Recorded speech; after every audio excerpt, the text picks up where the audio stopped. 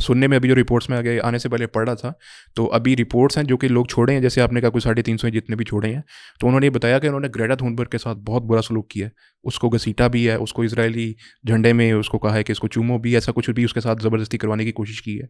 तो लेकिन ये उसकी हिम्मत है कि उसने ये सब चीज़ों को बर्दाश्त की है। इसके अलावा वो नेल्सन मंडेला के जो है हाँ, पोता उनके है, पोते वो भी मंडेला थे। मंडेला पोता हाँ है, उसका वो काला होने की वजह से उसका वो मजाक उड़ाते रहे हैं कि ये बंदर है या ऐसा कुछ, उसके ऊपर हंसते रहे हैं। ये हालात हैं वहाँ के। तो इतनी नस्ल परस्ती है इन लोगों में, यहूदियों में, तो कि ये नाकाबिले बयान है हालात अभी भी। लेकिन अगर ये उनके साथ हुस्न सलूक करते ना तो शायद अपना कोई पॉजिटिव इमेज बना लेते। वैसे ऐसे ही इनकी भी है, मत इस वक्त मारी हुई है, ऐसे ही है। इनका इमेज उससे भी ज़्यादा बुरा बना है। अब मैं भी वो वीडियोस देख रहा हूँ सोशल मीडिया पे जो आ रही हैं, वायरल हो रही हैं, जो वहाँ से लोग आ रहे हैं, उनमें से एक आदमी इस्लाम भी कबूल किया। जी जी जी, इटली से। और हाँ, और लोग भी जो है वो अपने तासुरात बता रहे हैं कि हमारे ऊपर उन्होंने कुत्ते छोड़े, ये किया, वो किया, फलां किया।